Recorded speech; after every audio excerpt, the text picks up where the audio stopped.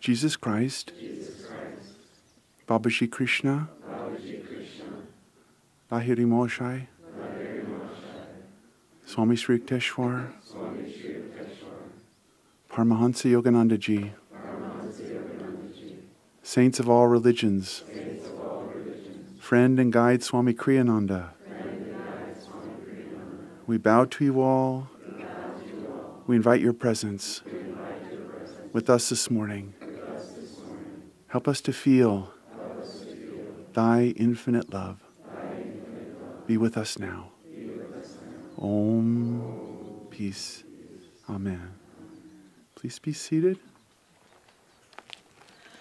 Lord, may we serve you all our days, ever rejoice to sing your praise, as we together your wisdom seek. Charge us with truth whene'er we speak. Lord, may we ever know your will. Come to us when our hearts are still, as we your guidance with joy receive. May we as one your bliss achieve. As we your guidance with joy receive, may we as one your bliss achieve.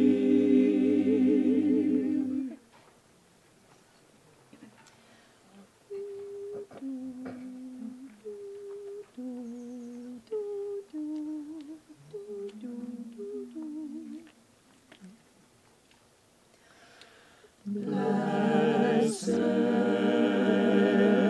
blessed, the life that is given to God. Blessed, blessed,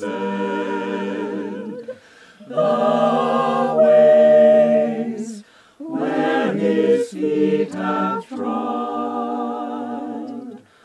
All the joys that human heart can know, may his love on you bestow.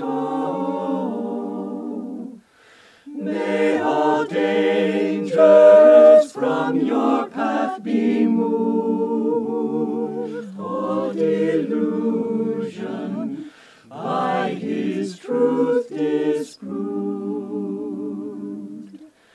Blessed, blessed, the life that is given to God.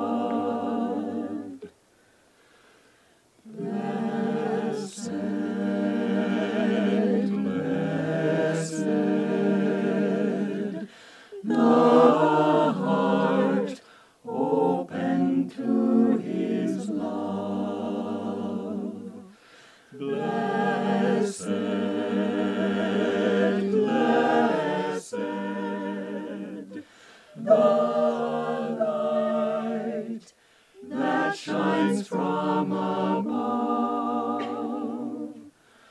All the wealth for which men ever schemed, all the beauty ever dreamed, all the gains for which men sigh and moan, will be harvested in God alone.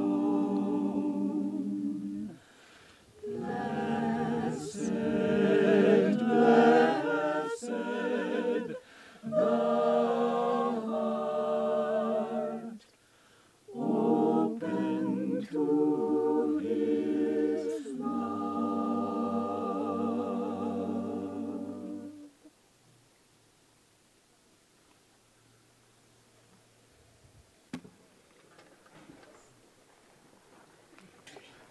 Thank you for that beautiful music, and I know we all want to say thank you again to the musicians and the singers and the music ministry for that amazing concert last night. It was extraordinary. Thank you so much.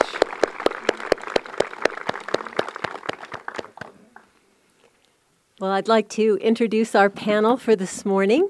We have a panel of Naya Swamis. My name is Ananda, and I and Ananda reside here at Ananda Village. Naya Swami Asha and her husband direct the Ananda Colony in Palo Alto, and Naya Swami Narayan and his wife direct the community in Los Angeles. Well, this morning we have the wonderful topic to talk about of discipleship, the path of inner joy. Jyotish started our week by giving us the understanding that God is joy, that we are made of that joy, that we are actually on our way home. We're not trying to find, in looking for happiness, we're not trying to find something that we aren't, but something that we are already. And I was thinking about Yogananda's poem, Samadhi. After Yogananda had his first experience of union with God, he wrote this amazing poem to describe what union with God was like. And every single line of the poem is amazingly vivid and profound and thrilling. But the last two lines of the poem really bear special meditation on in terms of our topic today. The last two lines of the poem, he's describing his state when he realized his oneness with God. And he said, "A tiny bubble of laughter. I am become the sea of mirth itself." So he's talking about the soul as a tiny bubble of laughter. Doesn't that make you feel good? It's not just bliss in there. We're having a good time. And then he describes God, again, not just as bliss, but mirth. I looked up mirth this morning. Mirth means merriment. Mirth means amusement tinged with laughter. God is having a good time all the time, and that's where we're going. Happiness is the stepping stone to bliss, to mirth, to being a bubble of laughter. Yesterday, Atman started the class by giving us our schematic, starting with the ego, going to God. And I want to build on that a little bit, because we start with the ego, which is the soul, identified with the body, and identified with all its desires, all its needs and attachments. And by definition, that ego will never find happiness, pure and lasting happiness. No matter how much pizza or ice cream we eat, it can never last long enough. On the other hand, the soul is always in happiness, joy, mirth, bliss. And so we're trying to move ourselves from ego awareness to soul awareness, to God awareness. But we can't do it through the ego alone. The ego cannot transcend itself to find that soul awareness. It needs help. So the ego may try to move itself along, but what it can hope for most of all is that it gets smart enough to say, I'm really tired of the roller coaster. I really don't want to go up and down again and again. I really want something eternal. I want truth. I want God, and I will do anything to get it. And when the soul comes to that point, and even if it's not totally verbalized that clearly, but in my case, I can say it was much more of a just a aha, sort of a blind reaching upward, not even knowing what it was I wanted, but knowing that I had to find it. Whatever form it takes, when we put out that call, then a guru comes into our lives. What is that guru and what is this disciple-guru relationship?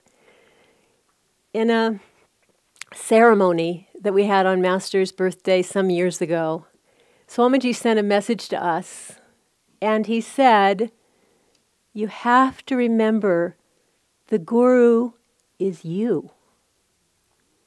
The Guru is you. He's not out there. He's not then. He's now. He's the very highest octave of your being. He's the part of you that is connecting you to God. He's the voice inside of you that leads you to God, that is one with God. And there are a lot of other voices in there.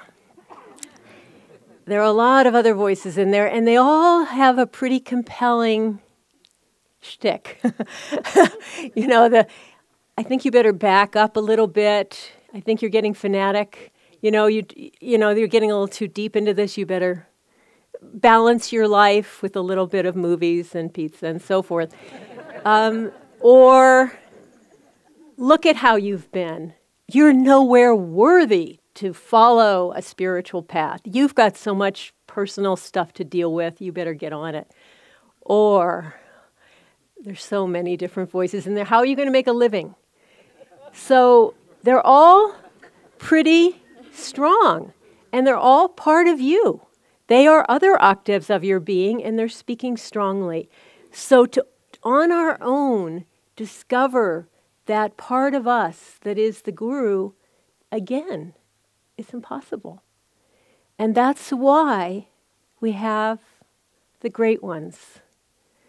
The souls who have been like us, they've been just as confused and deluded, and they've worked their way to oneness with God, to freedom from everything, to pure bliss, freedom from karma. And some of them come back at God's behest to help us find our way back to God. They don't have any other agenda except helping us. When I first moved to Ananda, I came in a little Volkswagen Bug. And what I discovered about the Volkswagen Bug, and I'm not sure if I can do a good job of this, but I'm going to try, is that when you're on a highway in a very light car like that, and a very big truck goes past you, you have to hold onto the steering wheel very tight because that enormous truck has a slipstream. And what that means, and this is the part I'm a little, hope I can get this right, is it pulls, my experience is basically, it pulls you in toward itself. But it also creates a pathway behind it, which I was not about to take in that situation, that is easier. If you can stay, just as you see the geese flying or you see the bicycle race, the guy wheel sucking the other guy, staying in close so the other one can break the wind for him. That enormous power, let's think about a huge truck, creates this pull behind it. And that's what the image I was thinking of this morning of the Guru just leading us to God. He will take us there. Now, we all have images of what that's going to look like when we come on the spiritual path. We're going to have very deep meditations. We're going to have a lot of bliss. We're probably going to have good health, fairly good financial situation, lots of love in our lives, and so on. We have a picture. And that's not necessarily the same picture that the Guru has. Because he's looking at us in a very different way. He's saying, okay, I can see the whole thing. I can see where they've been. I can see what they need to know in order to become free. And this life is not going to look so good. It's not going to be all that fun, but it's what they have to do to find God. And I'm going to work with them until they do that. So yesterday, Padma gave us the true statement that we can't stand still on the spiritual path. We're either moving forward or we're moving backward. But most of us have been disciples for a long time. And I don't know if you've noticed, it's not that easy to tell if you're moving forward or backward. That's, as P.G. Woodhouse would say, that's the Pipovich. It's just not that easy to tell. I have a friend at Ananda, and I'm going to tell a story of what he went through. I'll call him Bob. He had a nice job at Ananda where he was able to help many people. And he loved the job, and he was having wonderful meditations. He was in a very deep place. He was filled with love for God. He felt very close, and at the same time he felt, I can't get past where I am. I just want you, God, so much, and I don't know how to get to the next level. And he was praying in this way, and the phone rang one night, and it was Swami Kriyananda. Swami Kriyananda said, I have a job for you. And this was an extremely challenging job. It sort of blew his mind about what would be involved to accomplish it. And the only thing he had going for him is he said, I just want to do it for you, Swami. Whatever it is, I'll do it. I'll do it for God and Guru. And he took the job, and he worked as hard as he possibly could for 3 years. It brought up all kinds of issues, insecurity, security, all those very profound issues came up for him. He had a lot of wins. He had a lot of losses. He finished his part of the job after about 3 years, and he had no idea if he'd gone forward or backward, if it was a success or was a failure. He actually went into a period of confusion for a couple of years, not really knowing what had happened. And he was talking to Swami sometime later, and Swami said to him, before you took this job, you were in an eddy. You were caught. You couldn't move forward. Who could know? Was he moving forward in that job? Did he succeed? It didn't matter. All that mattered was that he was able to give himself to it to the best of his ability. How to judge how he did, we can't judge. He can't know. All he can know is we do our best, and that's what God wants from us. I had an interesting experience that I want to share. It's curious. It happened about 10 years ago, but it came back to my memory earlier this year, and it provided some interesting insight. About 10 years ago, we were in this phase where we were doing something called Evenings of Enchantment.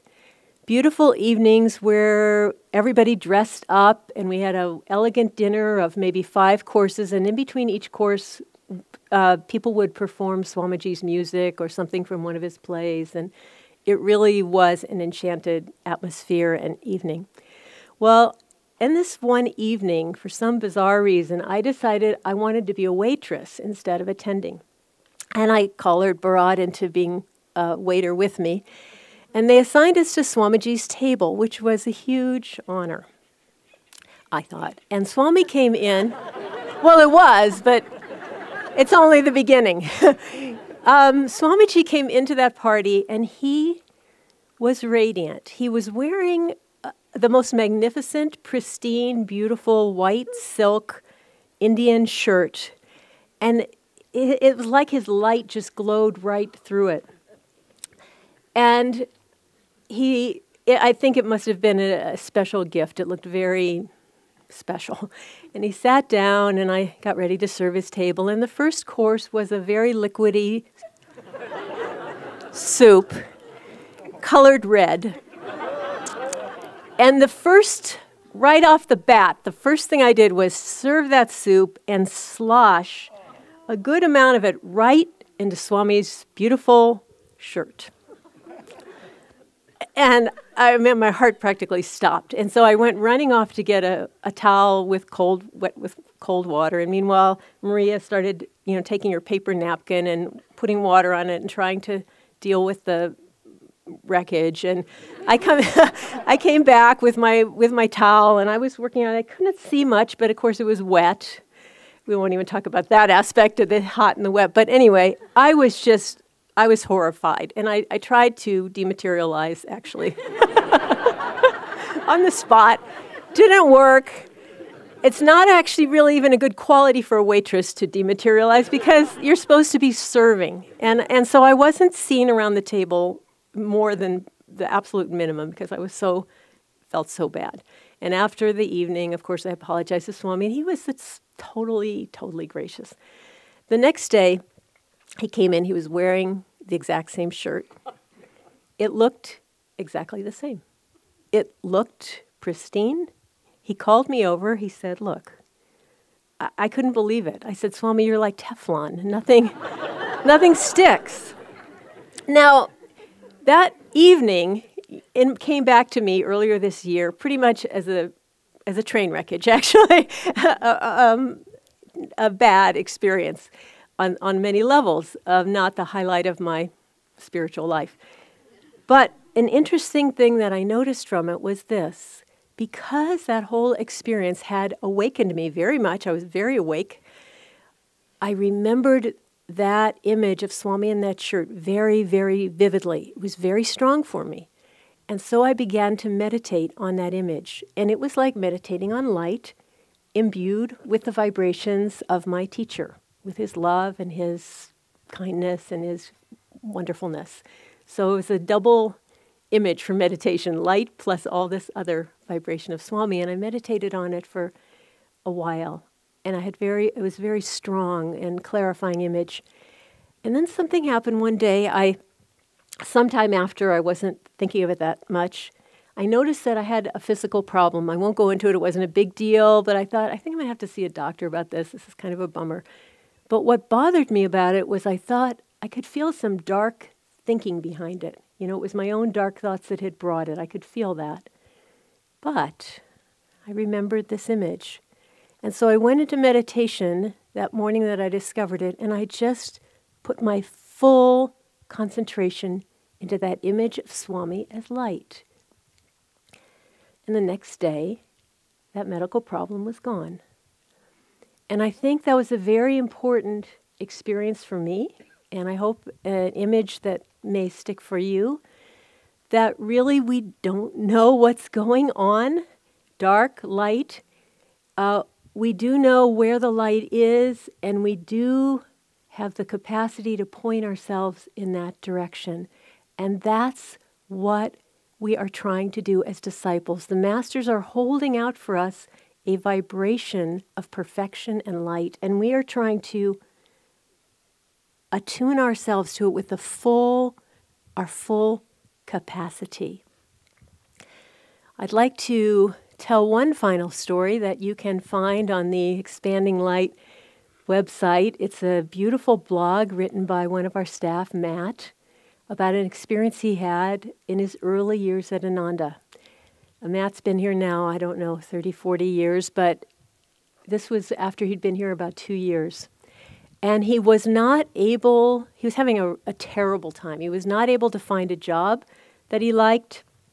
His sadhana was practically non-existent, and he had just had a relationship blow up in his face, and he was feeling pretty much in the basement, just about as low as he could get, confused, just everything was going wrong, and he didn't see where it could go up. And he came to the Expanding Light to hear a talk given by Swami Kriyananda. And as Swami was talking, Matt was sitting there kind of reviewing the situation and coming to the point of saying, okay, Matt, close the door on the past, put one foot in front of the other, and just move forward. And he just kept putting his will and thought into this. Just put one foot in front of the other and just move forward, leave it behind you. He was just, the whole time, he was just gearing himself up for a fresh beginning. And Swami finished his talk. Matt was sitting at the back of the room, a couple of seats in. He wasn't right on the aisle. He was a few seats in from the aisle. And Swami came walking down the aisle, walked past Matt, turned around, looked back at him, looked him straight in the eye, and he said, "That's the spirit!" And then when he walked out. And Matt said at that point, everybody around him started patting him on the back. You know, Matt's got the spirit. Go, Matt. And he was stupefied. He was going, how did he know? How did he know? But the truth is, God is always watching our heart. And whatever it looks like on the outside, whether it seems like it seemed to him he was moving backward, but inwardly, he was moving forward. And the fact that life was moving him backward meant that he was moving forward with even more strength. So this is what we have to look at in our lives and look forward. Master said that the spiritual path involves two seemingly opposites. On the one hand, we have to have the will to succeed. We have to have the will to rise above our limitation.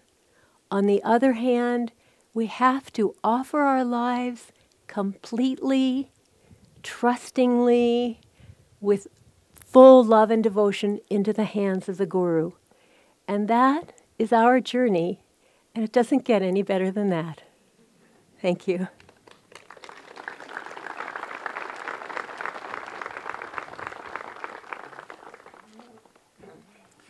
So I've lived in Los Angeles for a few years now, and actually stumbled across some actors. In fact, I was with Arjuna in a light bulb store, and he walked up to this woman and said, "Weren't you that woman in such and such?" And she said, "Yes."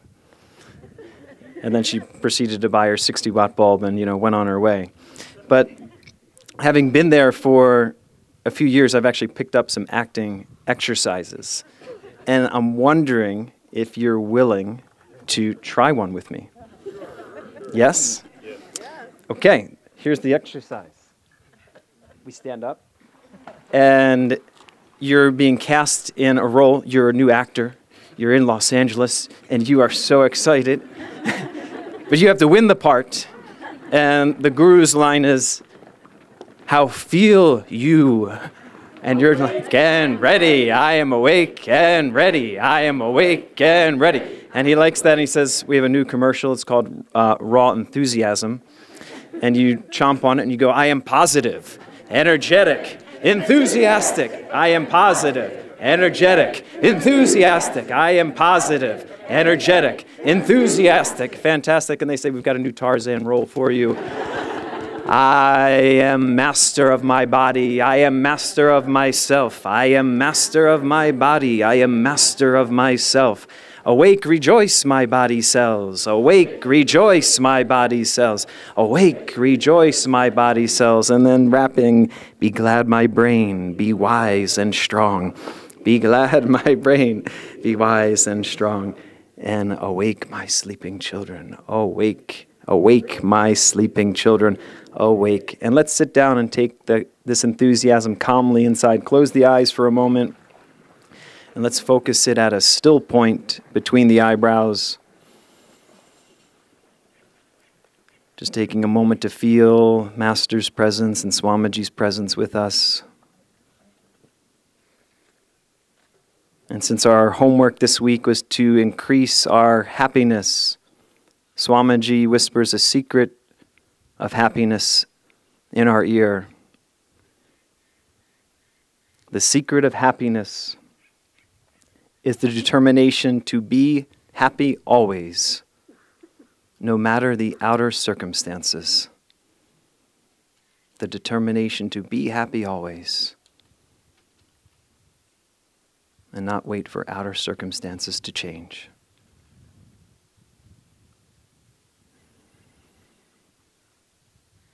Our topic this morning is discipleship, the path of inner joy. So I thought I would start by talking on my first path, which was dogma, the outer path of utter boredom. And I have a few experiences, more than a few, but a couple standout ritual, traumatic ones. The first being my first confession. So you're Roman Catholic, you grow up and you're supposed to do these things, and your mother brings you to church and you're supposed to confess. The original Trinity that I knew was sin, guilt, confession. So I needed some sins. Fortunately, my father was a proficient curse word artist, so I had that. And then also, I just went in there, and I had taken some bubble gum from my brother, too. So it was the old school kind of confession where they have the screen there, and you just have to let it all out. And I didn't know if he could hear me or not, so I just wanted to make sure. And I tried to say it clearly, and when I came out, my mother, her jaw was on the floor. She said, Philip, next time you confess, you must speak softer. The entire church heard your sins. Oh my gosh. So that was my first one. And then shortly thereafter was my first communion, which, this is not a joke, I dropped. I blame it on the priest. No, it was just it just happened. And then I picked it. I was like a Aborigine fisher with my bare hands. I just grabbed it from the floor and kept going. But I was thinking, where did my path of discipleship start? Where did I find, Master, where did this resonance of an inner joy and an inner true experience begin? And I wanted to share just a brief line from Master's invocation to the Guru. Our souls met after years of waiting. They trembled with an omnipresent thrill. We met here because we had met before. Haven't we all had that experience in some way or another where we've met Master or we've met Swamiji and something stood still in our heart, in our soul, and we were rooted to the spot? I remember I used to work in New York City in finance, and I was desperate, utterly desperate to find peace. And somewhere, somehow, I wanted to learn to meditate. I don't even know where that came from. And I was on a sales trip in a used bookstore in the Milwaukee airport, and I uttered mentally probably the most sincere prayer I ever have. And looking up, I just said, I need a good book. You've got to send me a good book to read. And the next book I pulled off the shelf was Autobiography of a Yogi. And I saw Master's picture, and I trembled. It's something in me that picture stirred. But then I wanted to take that inspiration. You know, my father always said, this is where the rubber hits the road, son. And I wanted to hit the road. I wanted to roll up my sleeves. I just had this, I had taken that raw enthusiasm vegetable, and this is it. And I would go into, like the trading floor, and this is it, but no one was really into it there. So I started searching on the internet, and I came across Ananda. And I got the Course in Self-Realization, and it said, if you have any questions, call this number. And I did. And who did I talk to but Krishnadas, who befriended me. And I just had that personal connection with him. And then from there, I learned that there was an Ananda Center on the East Coast in Rhode Island, and I met Larry, now Om Prakash, and Prem Shanti. And these dear souls took me in. I felt like I had known them. We had met here because we had met before. And Jaya was there also. What I loved about these people when I met them was, they didn't seem to talk about God at all. They didn't really, yes, they talked about the teaching somewhat, but it wasn't like they wore it on their sleeve, but it was painted on their face. You could see this joy. And I knew they had something that I wanted. And so I asked myself, how Swamiji would say if you meet a few people, you can say that they're special. But when you see a whole group of people, it's what they're doing that makes them special. And so I continued to meet more and more people, and they continued to impress me on a deeper and deeper level. And I kept asking myself, what is it that they're doing? And then Swamiji came to Rhode Island, and Dharma Devi gave me this picture this week. She said, look at this. She pulled out this old picture, and I just like that when I found Autobiography, this picture, it's when I first met Swami in Rhode Island. And I think since it's Spiritual Renewal Week, you know how they do Civil War reenactments? Why not do a discipleship reenactment? Go to your meditation room, light your candle, pull out the pictures, light the incense, and reenact what that moment was like when your soul trembled. And in fact, I remember the conversation Swamiji and I were having. Believe it or not, we were talking about buffalo mozzarella. And I was really enthusiastic because I lived in Hoboken, New Jersey at the time, and it was right around the corner from a great deli, Italian deli. And to me, they had this sign in there that encapsulated the spiritual path, so I wanted to share it with Swamiji. And I said, Swamiji, I've read some of your books and how Master said to you, I said something and he corrected me. I misquoted something Master said. I just didn't know exactly what I was talking about, but I think he appreciated the enthusiasm. So anyway, I said, yeah, there's this Italian deli right where I live, and the sign says, the taste of a good mozzarella is long remembered after price is forgotten. I said, this is it. This encapsulates the whole path. And he just smiled and just said, I don't know if he thought I was bonkers or what, but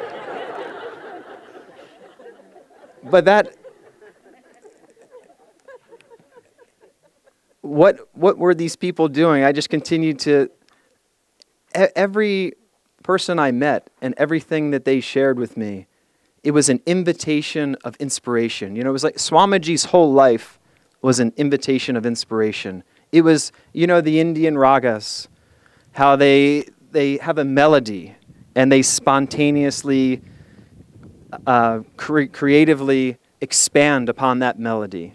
Well, it's like his whole life was a raga of discipleship, a raga of love of the Guru, of service to the Guru. And everything, the music, I remember, I grew up, I played a little bit of guitar, but I never thought I could sing. I didn't receive the most encouragement, from my brother and people. Shut up. Stop, please. So I had a little bit of that. And Om Prakash, Larry, in Rhode Island, I'll never forget this. He said, would you like to sing in the choir? And I was just, sing? I can't sing. But, everyone, that's one of the things that's unique about Ananda is the music, what we experienced last night. It's so deeply moving. And when I came to, in fact, this is a special week for me too, because this was my first visit to the village, Spiritual Renewal Week, about 14 years ago or so, or whenever it was. And I remember Jeannie was leading a round. Help me out here. Give me a light to light my way. Truth is the light, so wise men say. And we did this round over and over again. And I went back to New York, and I was, selling and walking on the streets of New York, and I was singing that. I held on to that melody. Do not underestimate the power of this music to touch someone's heart. Because that's what Swamiji did. He touched our hearts. And now, as Master said, follow the living link. Where is that living link? I see him through all of you. You have touched my heart. When I used to, get up and put the suit and tie on. And I remember I was listening. I don't know how it happened. It was like 6:30 in the morning. I'm listening to, I got Christ Lives, the oratorio. I happen to be listening to it while I'm putting my suit and tie on before journeying to work. And Swamiji was singing the Psalm of David. And something happened. That song just, it got into my heart. And I just had tears coming down my cheeks. But it wasn't like an emotional sobbing. It was like that Divine Mother chant. Will that day come to me, Ma? When saying, Mother dear, my eyes will flow tears. It was just like, I was like, what? What did they put in the food out there? Something got in my system. But I found that the more that I opened, like the song the singer sang this morning, the more I opened to his love, the more blessed I was. The more I just made that invitation myself to invite Master and Swamiji's presence into my life, the more I was transformed and changed. And so I wanted to share one other thought in that respect too, was in regards to music. When I started listening to Swamiji's talks, there was something about his voice. I'm sure you've all had this experience.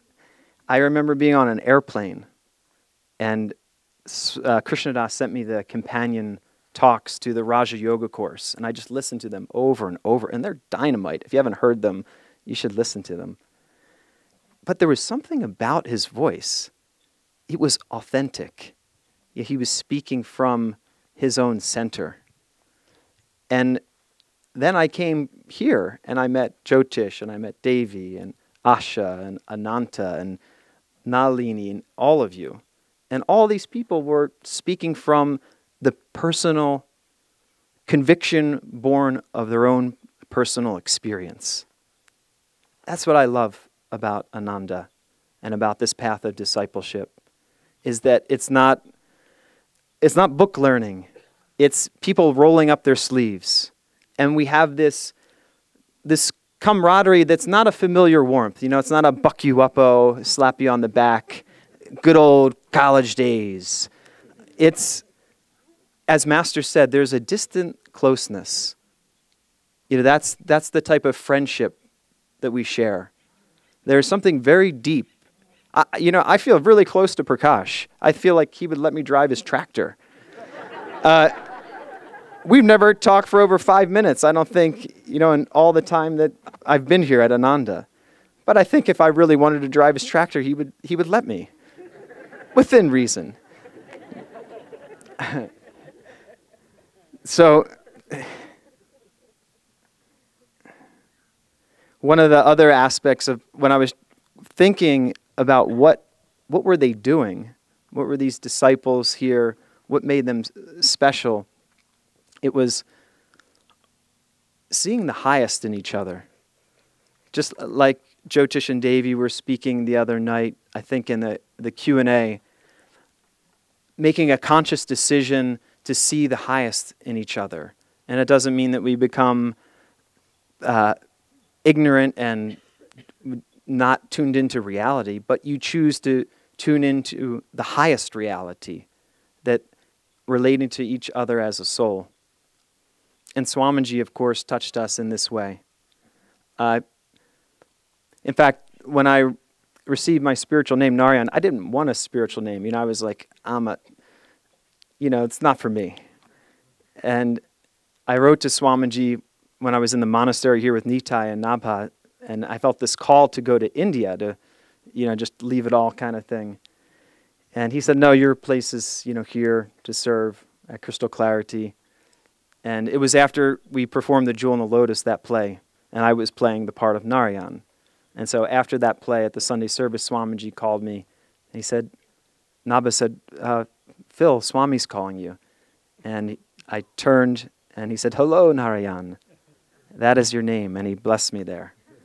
But I don't share this as a personal experience. I'm sharing it to illustrate this point that he saw the highest in us all.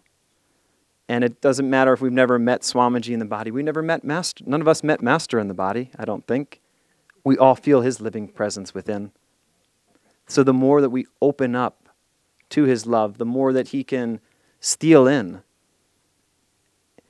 Yeah, Sri Yukteswar said, I love that quote in Autobiography, that wisdom is assimilated with the atoms, not the intellect. And that's how people digest their realization here, is they take it in. They take it from the inside out. You look at Swamiji's life, the path, discipleship, the path of inner joy. Goodness gracious, there was a lot of outward activity going on. Like when some of the founding members say when they came to Ananda, there was nothing here. It was a pig farm. It was dirt roads. It was gravel. Like when Kamaran came, when Melody came, when I came, there was paved roads. There was electricity. There was Wi-Fi. It was a different world. I mean, but you have to look underneath that form to that inner joy, which animates all these activities, which makes Ananda so dynamic and creative and inspiring. I wanted to close with the story about the thief who became a devotee. Many of you probably know this story. It's actually partly a real story. Swami Vivekananda meant a monk yogi in India. So I'm going to semi-embellish the story here. But the story goes that there was a thief, and he was outside a temple. And it was a very ornate temple with a lot of gold all over and relics and this sort of thing. And he was really feasted his eyes on everything there. And he tried to, get in and steal, but there was this one saint there, the saint of the temple, Swami, let's call him Swami Pranaba for right now. So Swami Pranaba was the saint there at the temple, this realized master, and he couldn't find a way in. And then finally one night the thief snuck in and he took as much gold as he possibly could. He threw it on this beautiful ornate rug right in front of the altar. He rolled the rug up, pulled it over his shoulder, and he just started running as fast as he could from the temple. And from behind him, he heard someone running after him, so he ran as fast as he could. And then finally, Saint Pranaba caught up with him and said, "Here, my friend, wait. And the thief got down on his knees and said, please, no, please, don't throw me in jail. Please, do not." He said, no, my friend, I have come. You forgot some of the gold utensils and some of the gold singing bowls and some of this gold. Here, I want to give it to you. And this thief was on his knees, and he said, "Here I have come to steal from you. And today you have stolen my heart. You have been a thief of my heart. Will you make me your disciple?" Let that all be our prayer, that the Master steal into our heart of hearts. God bless you. We're continuing in this observation of the discipleship as a path to happiness. And of course, we think of, as we alluded to briefly, the point where the truth seeker realizes, I have walked too often with my own strength, too seldom with thine. And we enlist in this path of discipleship the help of the Guru. And Swami Kriyananda, I believe, is the disciple of any master that I've ever encountered who has given us the most lucid and complete explanation of what discipleship is. We used to refer to the path or the new path as a handbook of discipleship. And when you read it with the eye that every story in there and every aspect of it is some attitude, as we talked about yesterday, or some technique that will help the disciple move closer to self-realization and move closer to the Guru. This is in fact what we're trying to do, and it's what Kriyananda excelled at in a divine way. He, from the beginning of Ananda, told us repeatedly that God is the doer, that this movement will succeed if we tune in to the power of the Guru, in our case Paramahansa Yogananda, but in the disciple's case, whatever Guru the disciple's following. And Swamiji repeatedly told us over and over again, draw on Master, attune to Master, let Master's power do this. It will work. We will succeed if we tune in to the Guru over and over again. Now, I don't know if everyone had this experience, but in the back of my mind, I saw that in fact, Master was blessing us every day at Ananda. Everything was happening by his grace. And I saw that. Up to the fire, after the fire, the school, all the things that happened in the 70s. You could feel Master's grace. But in the back of my mind, I was always thinking, it's because Swami's on our team. That's why Master's helping us. He's not really helping us because we're trying to tune in. He's helping us because Swamiji's on our side. And if we just stay close with him, if we just tune in to Master with Swamiji, this is going to work. Swamiji would not let us go there. Swamiji said, God is the doer. And each of us, as individual disciples, must contact the Guru and must feel his power and let the power flow through us. And bit by bit, as Ananda grew, and as we did more things, when we first came here, like Narayan said, a lot of us were just hoping to live in a teepee and meditate on God and chant the Maha Mantra and serve and have a guest facility so other people could come. That's enough. That's all we want to do. And Swamiji was not into that. He was a lot bigger than that. Why?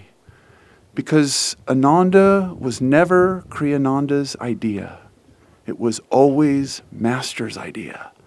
Kriyananda put his whole consciousness into discipleship. From the first day when he walked up to Hollywood Church and he said to Paramahansa Yogananda, I want to be your disciple. That was it. And for each of us, that is the point that we can come to, where we realize that's the ticket out. Jyotish said on Monday that we were here and we had a homework assignment and we had to lift our joy level, and that we would lift our joy level indefinitely. We would basically live in a higher level of joy at the end of this week. Now, I have to tell you something. It was a trick assignment because infinite joy is not going to come on this plane. This earth is going to expire in a few billion years. Our bodies are going to expire in a few decades or minutes, depending on our karma. But infinite joy is not going to be in this plane. Infinite joy, as Ananda referred to, a tiny bubble of laughter, I am become the sea of mirth itself. Beyond the creation, beyond any form, infinite joy. To lift your joy, your happiness to that level of infinity, there's only one way. You have to unite with the Guru. And that's where discipleship comes in. Because Kriyananda came to be one with the Guru. He didn't come to show how great he was. He came to show us how great we could be. Kriyananda said that about Christ and the Masters, but I say it about Kriyananda. I say that he was the penultimate disciple, that he lived a life of discipleship. And when we asked him, Swamiji, where are we going? What's going to happen to Ananda in 10 years, 20 years, 30 years, 40 years? There was always a little bit of kind of waffling. And it wasn't because he didn't know what he wanted. He was listening all the time to what does Master want. I don't know if all of you remember, some of you do. Remember the Palo Alto dedication? When we went to the Palo Alto community and we were dedicating our first urban community and we had a beautiful apartment building and Asha and David were there and Swami and Jyotish and Devi and we were all set and Swami went up to the microphone and he said, we are here by the will of Babaji. And our jaws dropped. We thought it was, we're here by the will of Paramahansa Yogananda. But we're not. We're here by the will of Babaji, Master's Guru. We're here by the will of Krishna. We're here by the will of God. That's what we're here. And through Babaji's will, and through Lahiri, and through Yukteswar, and through Paramahansa Yogananda, we're here, and we're doing this work. But Kriyananda's consciousness, from the moment September 12th, 1948, till April 21st, 2013, It dissolved. It dissolved in the Guru. Kriyananda said towards the end of his life, it's hard to tell where Kriyananda ends and Yogananda begins. That's discipleship. Bit by bit, our will dissolves. We don't have a will. I don't care what happens. What I want is God's will. I want Master's will. And so the process of Ananda became the process of tuning in to Yogananda. And it wasn't just when Kriyananda was there, because then we started going places and doing things. And we went to San Francisco, and we started San Francisco House, and we went to Atherton, and we went to Italy, and we started Ananda Italy. Why? Will of Kriyananda? No. Will of Yogananda, will of the Guru. The disciple and the Guru just come closer and closer. I don't know where Kriyananda ends and Yogananda begins. I don't know where Jyotish ends and Kriyananda begins. I don't know where Devi ends. I don't know where Asha ends. I don't know where any of us end anymore. It's all changed. It's all the Guru. And as we went out, Swami would send us on a mission.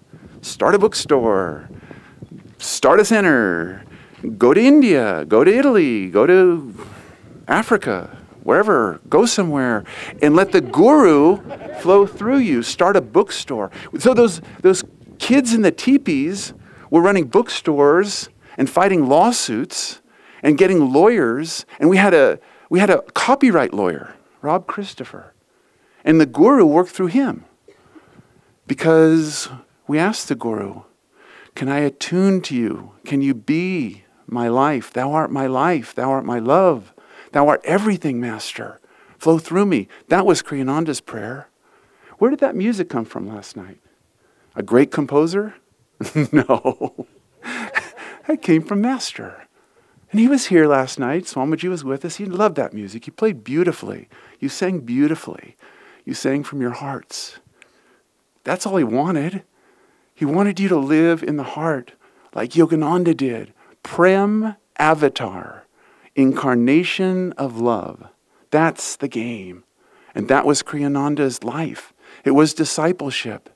He didn't have a will. He didn't have a plan. He had a Guru, and he wanted to be a disciple. He wanted to be the perfect disciple. And so he gave us these teachings and these lessons and the new path and all these books and this music. And he explained how the music came and why we were doing these businesses and what was the karma that we were working out. And last night, Ramesh and Bhagavati took the little secrets and the prayers and the music that was the antidote for the steps along the path to liberation. And they shared that Swamiji gave us.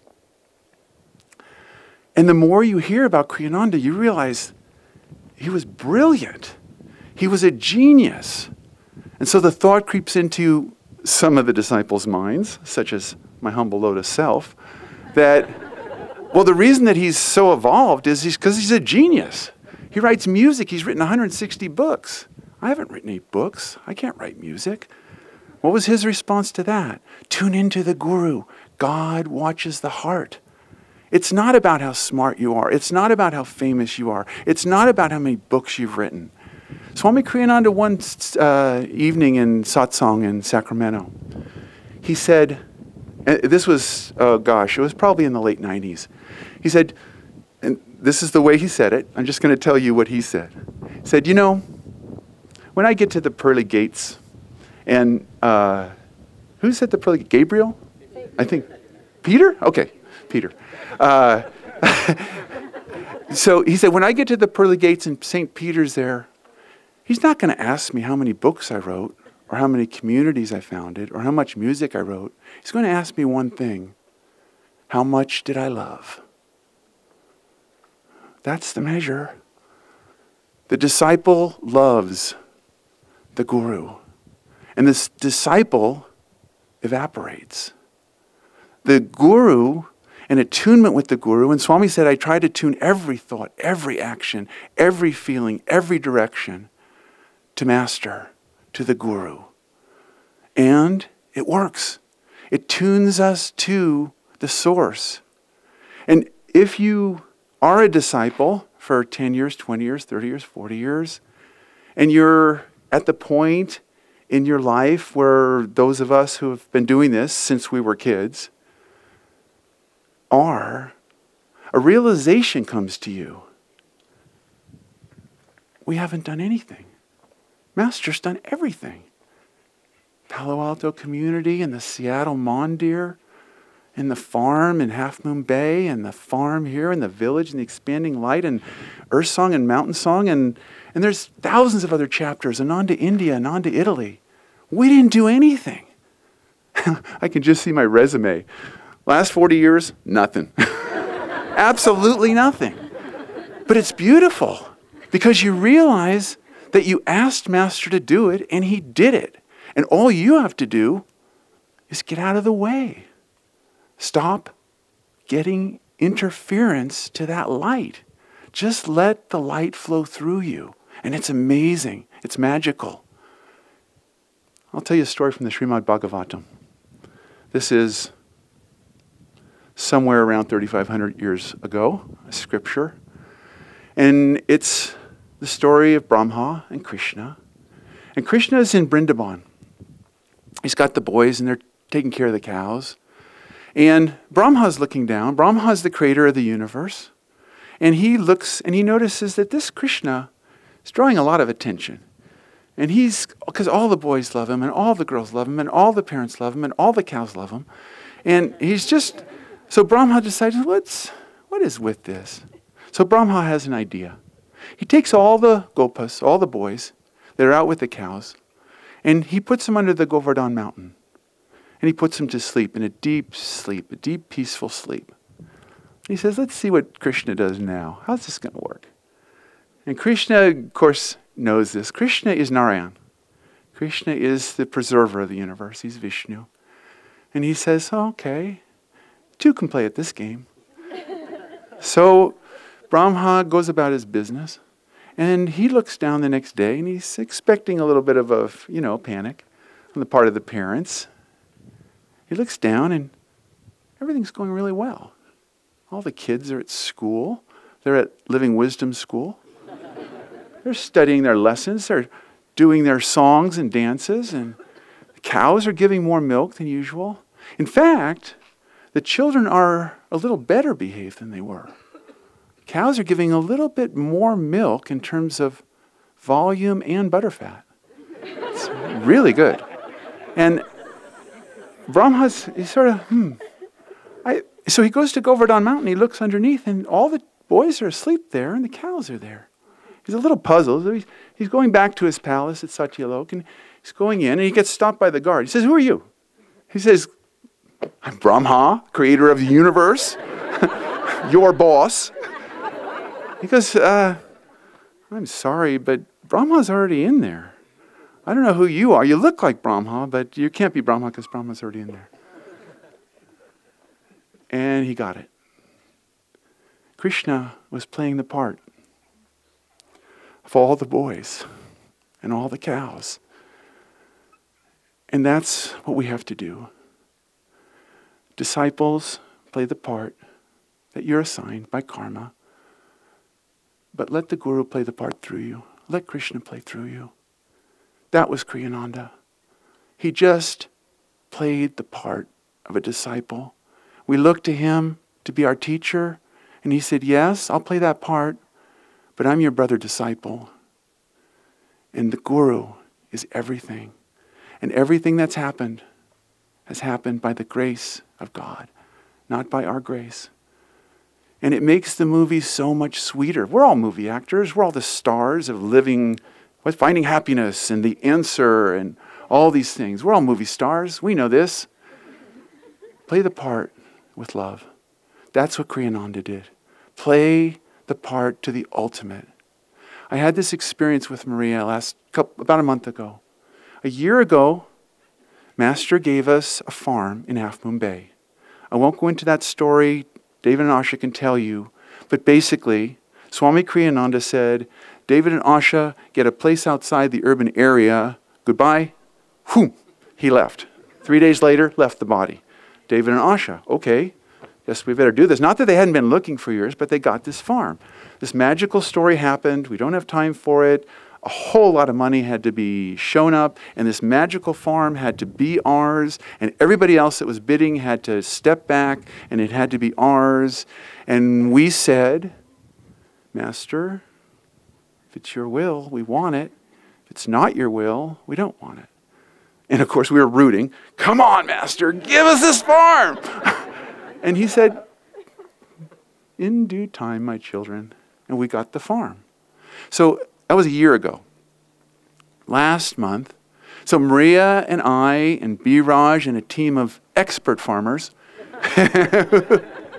who have never farmed in this life but are expert farmers because they tune in to the guru.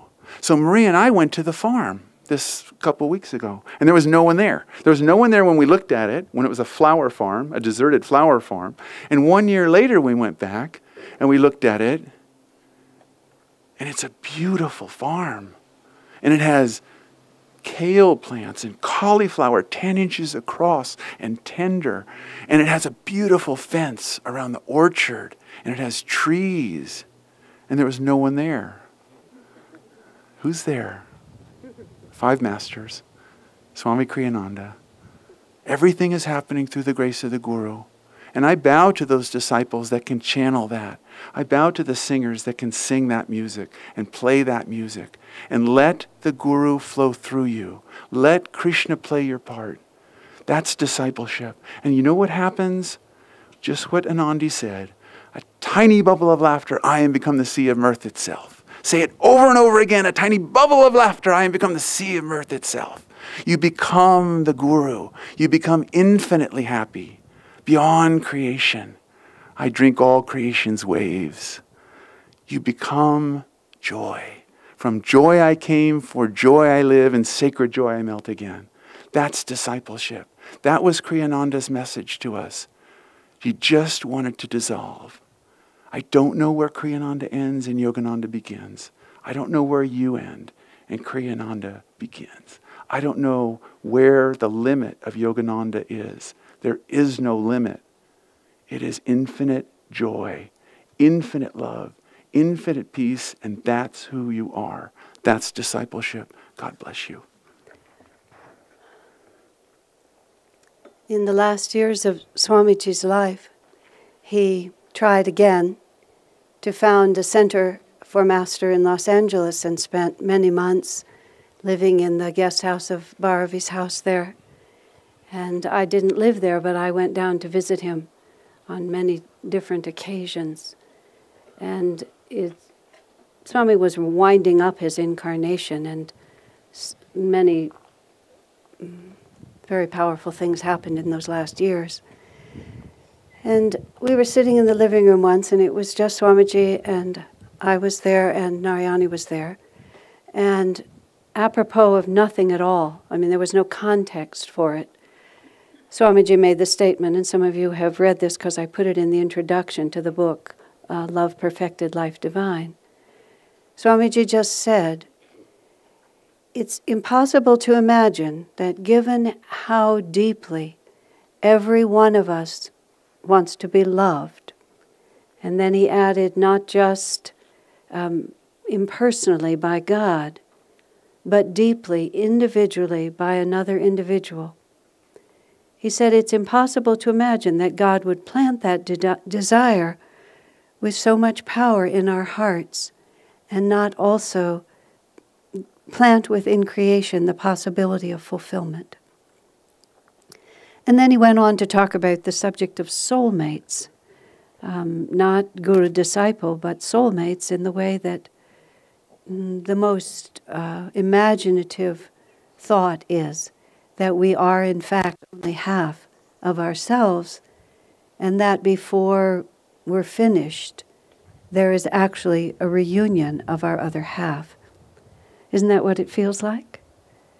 And Swamiji went on to say that Master only ever talked about it once, and he was interpreting the Bible passage, what God has joined together, let no man put asunder.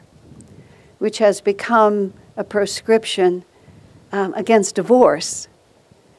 But Master just said, without question, this has absolutely nothing to do with human romance.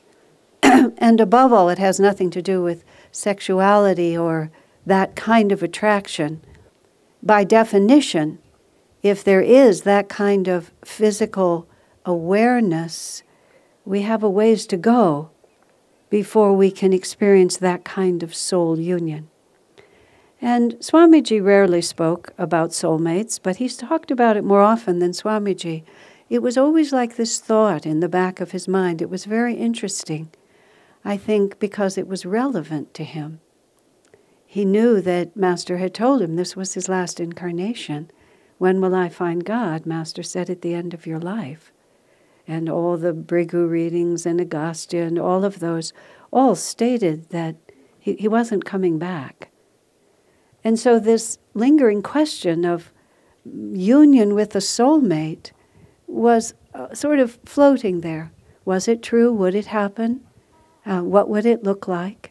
Master went so far as to say that the union with your soulmate didn't have to even take place on the same planet. That your soulmate might be on another planet or even another plane of existence. And there could be just that moment of contact which would put to rest the last bit of longing. Because you see, that's what the whole spiritual path is about, is that we are filled with longing. Last night when Ramesha sang Divine Love Sorrows, and yet I know my love must reach you, though many lives I have to wait. And he sang it so perfectly. That was always my favorite song. Whenever I had a chance to ask Swami to sing a song, I would always ask for that one. And it's a song of almost unbearable longing. And it doesn't really end happily. You're just out there still calling. And yet somehow implied in the very intensity of the longing is the promise of a loving God that it must be fulfilled. And that's where we're all living now. We have this intense longing. And somehow, through great good karma over many incarnations, the faith has built within us that this longing is not in vain. And as Ananda was saying earlier, we don't really know on a certain level whether we're going forward or back.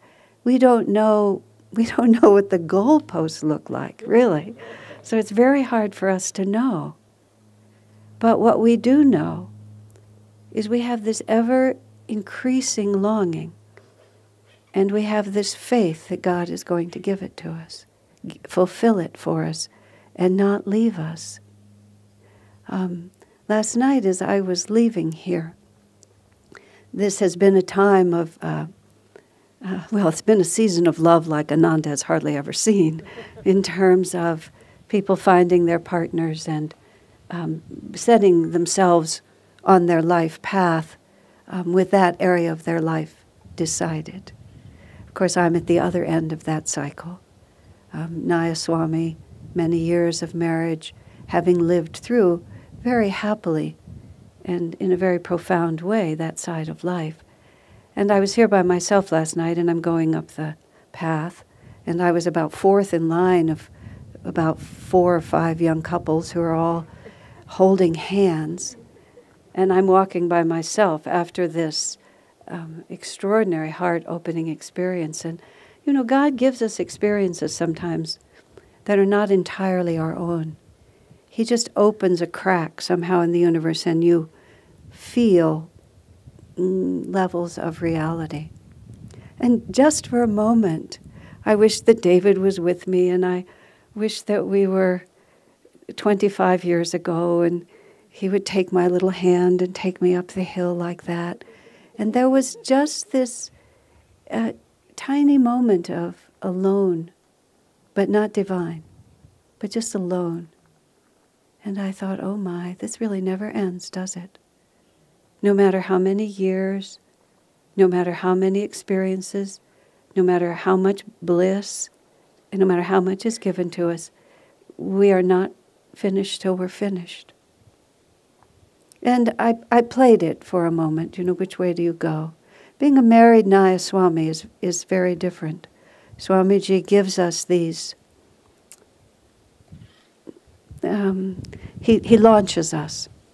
And he gives us a boat, and he gives us an oar, and he points to the stars. He doesn't really give us a map that we can look at like this. And then we sail out and we begin to find it.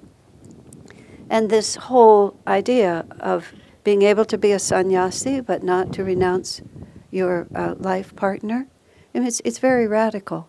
It's a return to a higher age is what it really is. But the feeling, the way I've come to articulate it to myself from when this initiation happened and before, was that David and I have always stood together and moved toward God. It's been a working partnership. But now you don't pull toward each other at all. You really just pull toward God.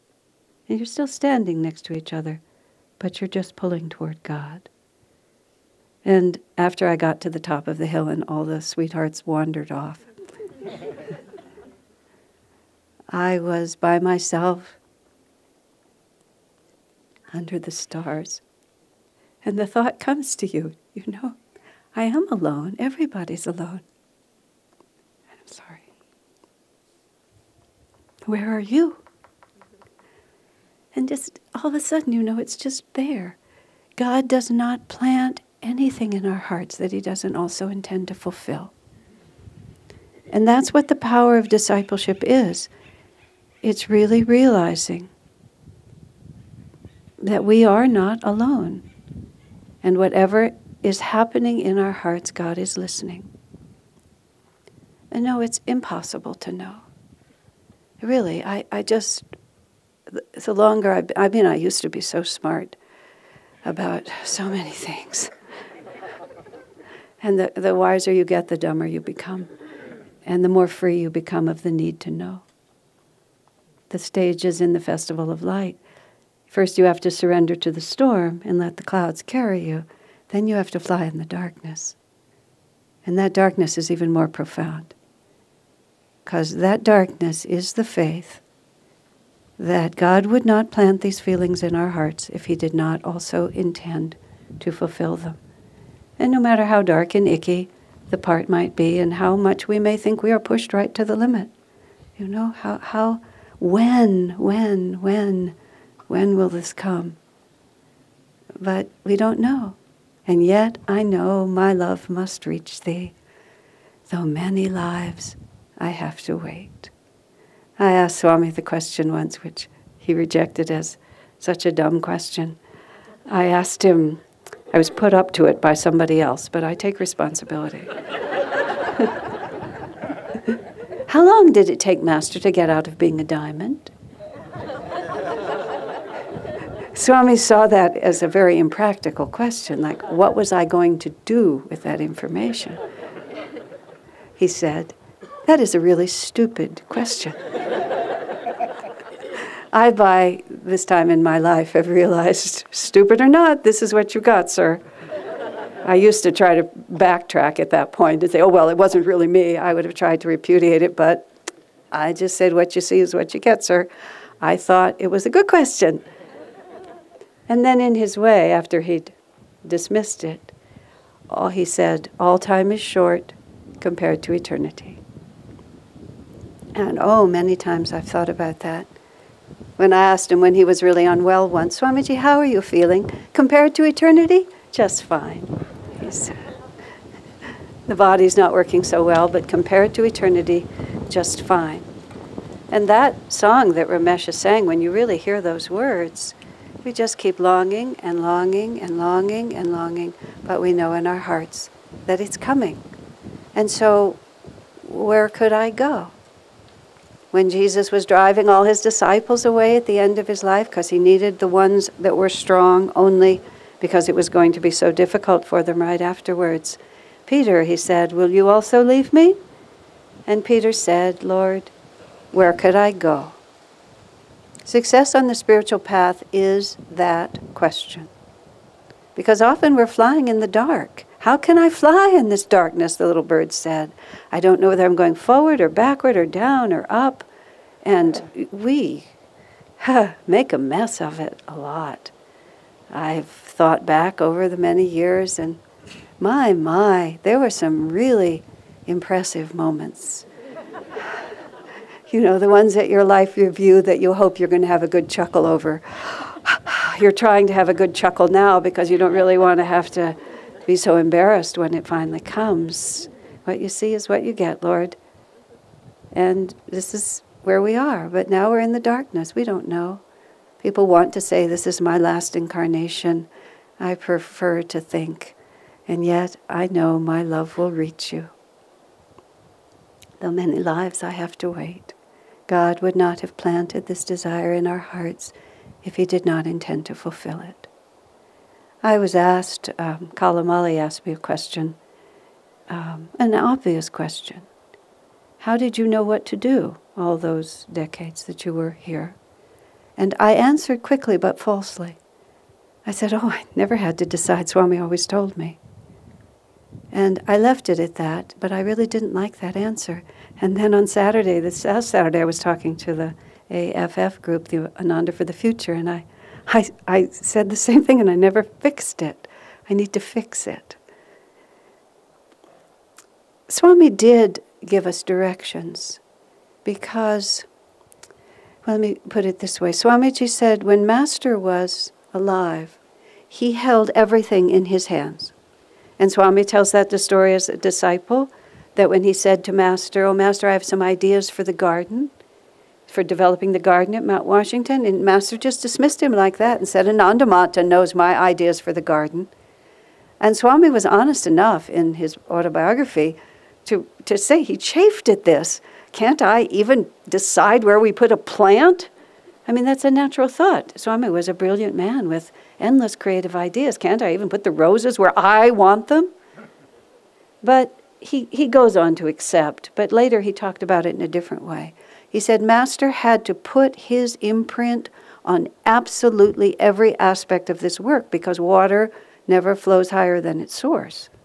And so he couldn't allow anything out of his hands, otherwise it would be diluted so quickly. Swamiji said, I'm able to give away a little bit more, and clearly he has. But he didn't really. And one of the experiences that we've had since he's passed is this realization of how now that he's out of his body, how much of that energy really is dispersed, and you see energy coming from everywhere. But he never let go, and he hasn't let go, and we never want him to let go, for all the reasons that Ananta was saying. And yes, it's true, Swamiji suggested that maybe I could start traveling from Ananda village and start teaching classes. He tricked us into that one. Why don't you build a house, he said, here next to Crystal Hermitage?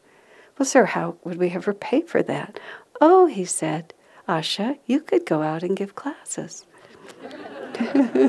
I mean, he just absolutely, I was trapped. Of course, we wanted to have a house next door to his. And of course, if going out and giving classes was the price, then of course there I am. Because he lived here and being away from him was not easy. So he sent me place to place, sent us to Palo Alto, various things. But you see, after that, he really never did tell us what to do. In all the years that we've been in Palo Alto, 25 years or so, he gave us 2 specific instructions. But he was always telling us what to do if we wanted to know. And I don't really feel that any action I ever took, and that's why I answered Kalamali like that. And I was telling her the truth, but not in the way she was actually asking the question. He always told me what to do. Because the first commitment that was made was, oh, sir, I've been clever for so long. I am so tired of my own cleverness. I have this longing to be something completely else. And that somehow that faith gets planted in your heart that if you cooperate and if you really mean it, He will make you into something else.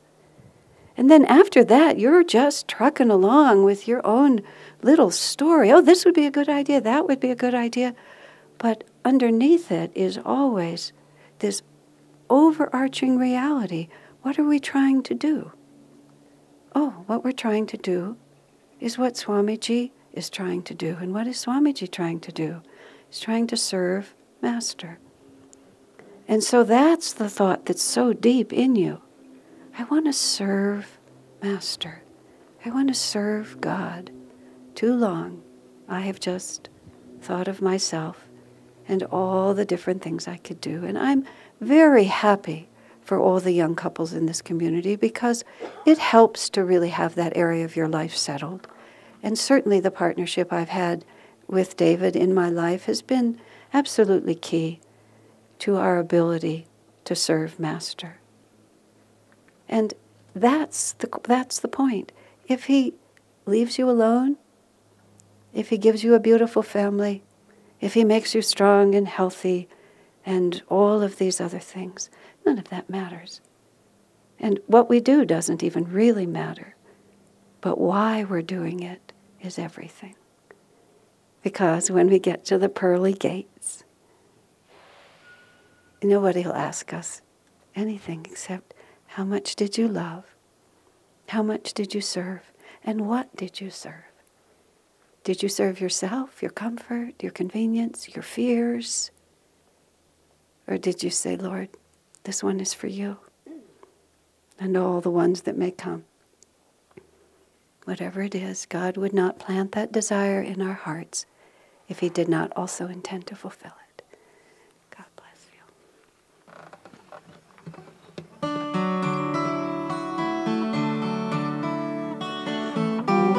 Oh, Master, may Thy joy fill our days. Oh, Master, may Thy wisdom guide our way. The time has come for us to see that there's but one reality upon the earth and high above, the truth that all was made from love.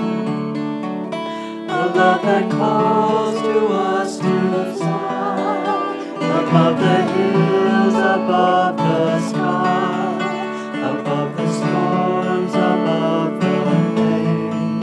A land where peace and laughter reign.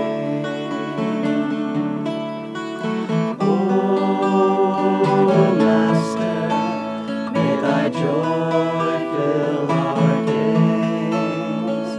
Oh, Master, may Thy wisdom guide our ways. Guide us our hopes and all our dreams, past every glow that only seems, into the light, the inner sun, into the truth that we're all one. Help us to find